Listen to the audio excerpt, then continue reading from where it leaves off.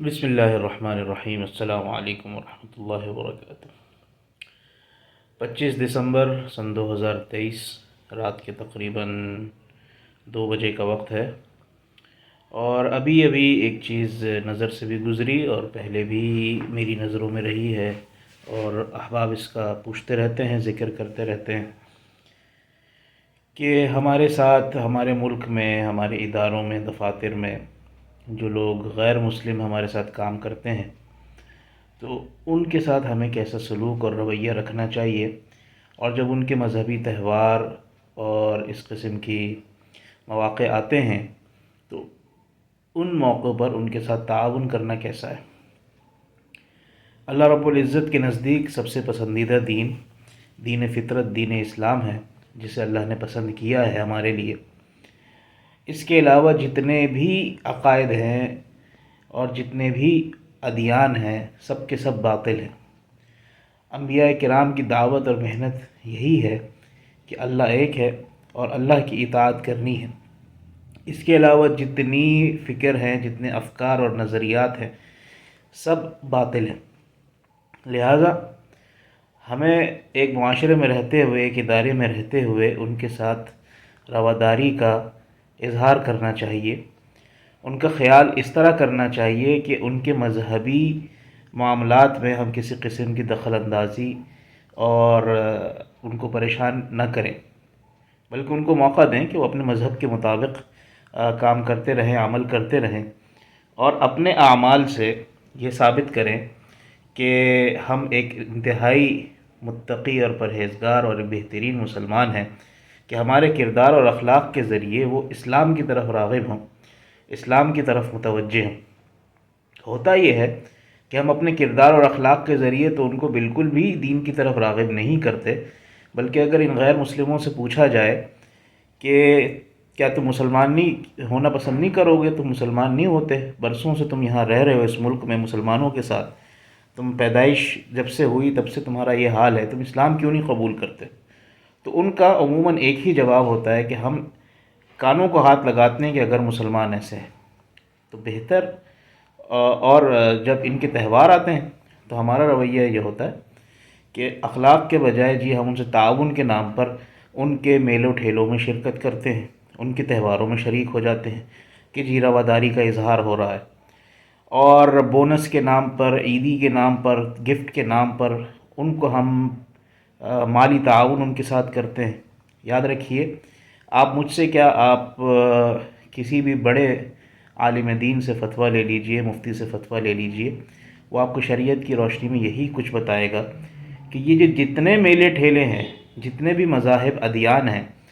ان کے یہ تمام عبادات دراصل کفر اور شرک پر مبنی ہیں، اور اگر ہم ان کے ساتھ کسی بھی قسم کا تعاون کریں گے، اور تعاون کیا ہے کہ ان کو ہم ایکسٹرا چھٹی دے رہے ہیں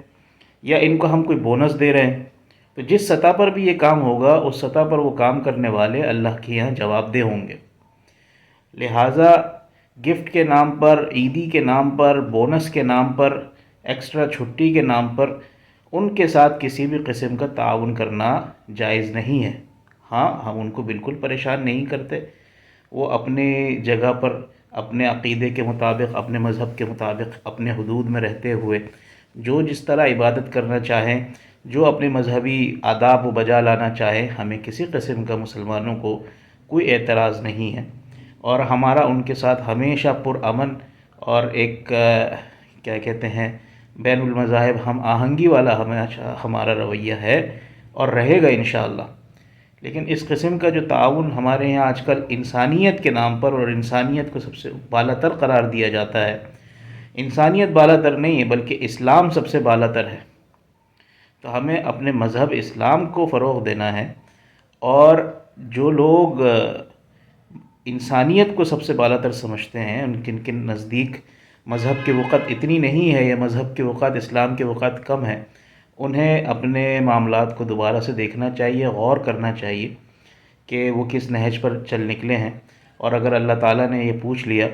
کہ یہ کیا معاملات ہیں تو ہم اللہ کو کیا جواب دیں گے قیامت کے دن۔ لہٰذا ان کے ساتھ تعلق رکھیں، دوستی رکھیں، اپنے ساتھ کام کرنے والوں کا خیال ضرور رکھیں، لیکن اس کے ساتھ ساتھ جن چیزوں کو شریعت نے منع کیا ہے شریعت کو مانیں، اپنی اٹکل پچو نہ لڑائیں، اپنے ذہن لڑانے کے بجائے شریعت کو مانیں، ٹھیک ہے۔ اب وہ جو کہا جاتا ہے کہ جی لا اکراہ فی الدین، لا اکراہ فی الدین یہ ہے کہ کسی کو آپ زبردستی دین میں داخل نہیں کر سکتے، لیکن ایک مرتبہ جب کوئی شخص دین میں داخل ہو گیا تو دین میں داخل ہونے کے بعد اب آپ کو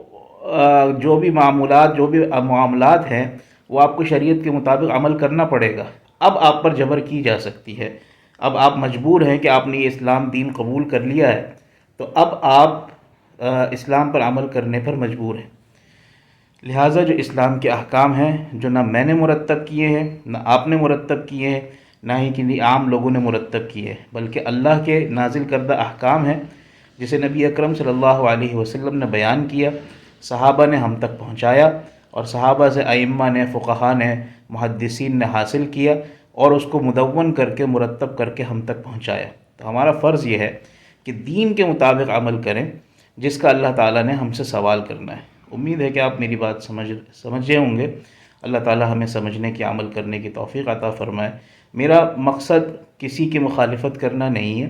میرا مقصد کوئی نفرت پھیلانا نہیں ہے، بلکہ میرا مقصد یہ ہے کہ جو اصل شرعی احکام ہیں، دینی احکام ہیں،